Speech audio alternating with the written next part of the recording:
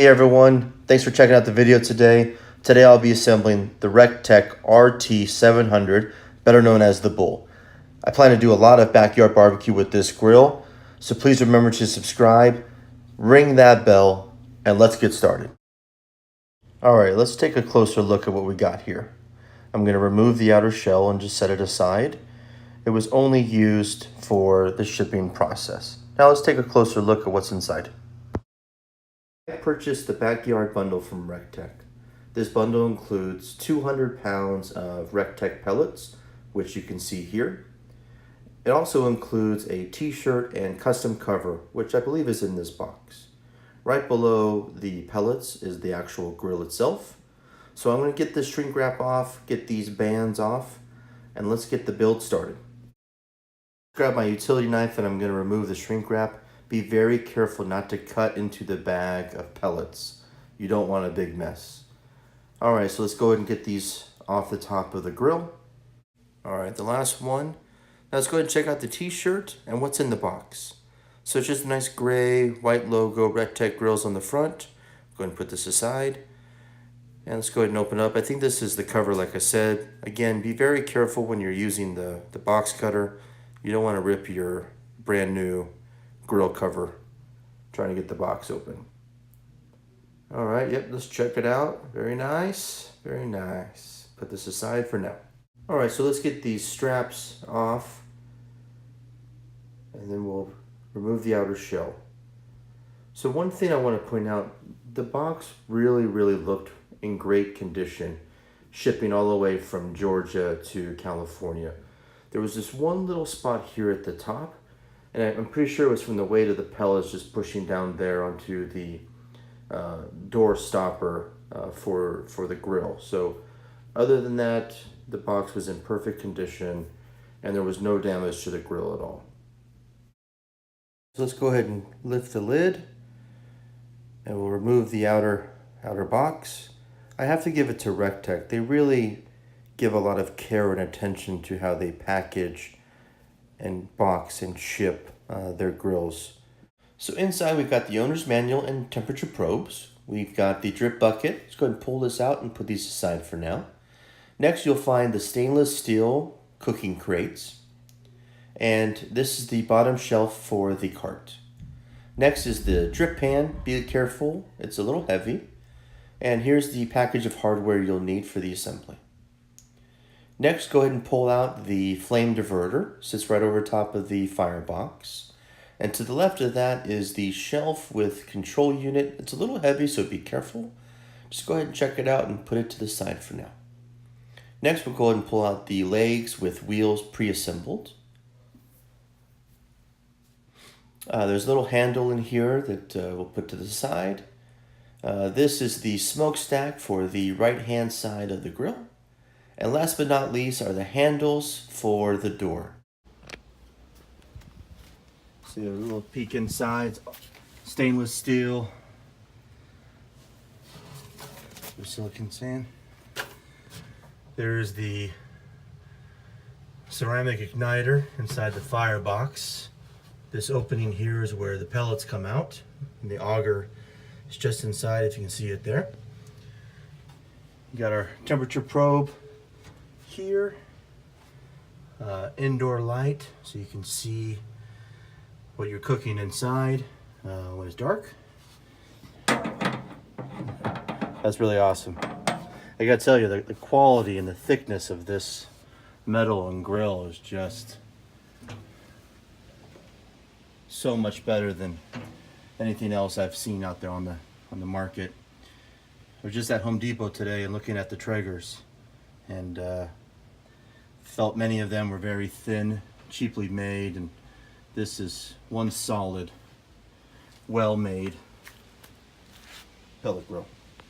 Okay, so now I've tilted the grill onto its back so I can install the legs and the side shelf. Each of the legs is secured with 2 bolts, lock washers, flat washers, and nuts. To install the screws properly, insert the screw all the way. Once it's installed, go ahead and insert your flat washer, lock washer, and then your nut. Go ahead and tighten these hand tight for now, and we'll come back later and tighten these up with a wrench and screwdriver. One of my helpers stopped by to help me secure this leg in place. Hey, we're Boston. Say hi, Boston. You say hello, hello, yes. One of my cooking partners right here. Where's the other little one? Where's Bruno? Let's get you guys in the back.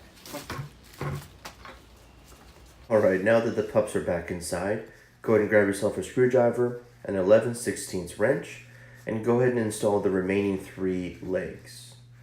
Now let's go ahead and install the bottom shelf. I thought this was going to be a little more difficult just because I was building this alone, but the shelf fit in there really nicely and it was quite easy to install. So again, go ahead and insert your bolt, and then once it's fully inserted, go ahead and put your flat washer, your lock washer, and then your nut. Go ahead and do those to all 4. All right, now it's time for the shelf and the control unit. Be very careful, it's a little heavy. You certainly don't want to drop this. This is held on with 4 screws. Go ahead and insert your screw and push it straight through the grill. You're going to have to get inside the grill compartment and install your flat washer, lock washer, and then your nut. Go ahead and install all 4 screws and tighten those down. And then pretty soon we'll be able to stand this thing up. Move the camera here so you could see the connections and the wiring harness that you need to connect. So go ahead and pull that through the bottom of the grill and align it to the harness and the connection coming from the shelf. Pay special attention to the color of the wires and go ahead and line those up and push them together. For some reason, the inspection sticker on mine was kind of getting in the way, so I went ahead and removed that and then reconnected. The connection is tight. Now you can stand up the grill. Alright, so I was able to stand up the grill on my own.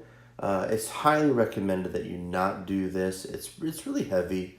You don't want to hurt yourself. And in fact, in the owner's manual, it tells you to get someone to help you. There was one thing I forgot to do when I was building this inside the garage, was to connect the temperature probe to the control unit. So I'm going to go ahead and remove the panel from the bottom of the shelf and feed the cables through and connect those to the post on the circuit board. Alright, so let me move the camera here and try to see if I can get this here on video. It's a little dark, but there's a rubber grommet right here at my fingertips. You're going to go ahead and feed those 2 cables or wires through the grill, through the grommet. And once you have both of those connections and terminals pulled through, pull all the slack out of the grill into this little compartment here, and then we'll go ahead and plug those into the control board. All right, now that we got those wires fed through, there's 2 terminals right here at the bottom of the circuit board that we're going to plug those into.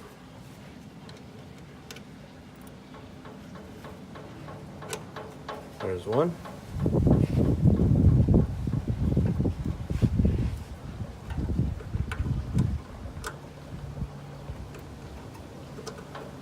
And 2. All right, let's put the panel back on and continue the build. All right, now that that's done, let's go ahead and get the handles on. These require 2 screws that go through the door and tighten into the handle itself. Once you have the left one done, go ahead and repeat the process for the right hand side. All right, now that we got the handles on, let's go ahead and put on the smokestack. This is mounted by 2 screws. Put the screw through the smokestack, and then flat washer, lock washer, and then nut. Now let's go ahead and install the flame diverter. It only fits in one way.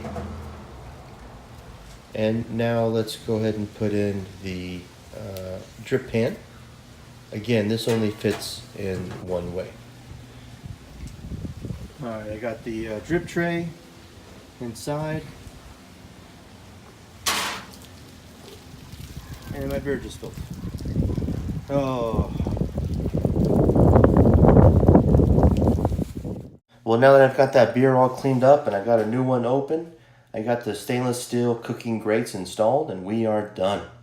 They fit in here really, really nice. You can see the smokestack here on the right hand side. All the hardware on the cart has been tightened and the legs adjusted so that they're level. The shelf, let me go ahead and shut this door so you can see the full black and stainless steel color combo. Just looks so good. If you haven't done so already, please remember to subscribe and hit that notification bell. And please remember to like the videos and comment below. Hey, thanks for watching.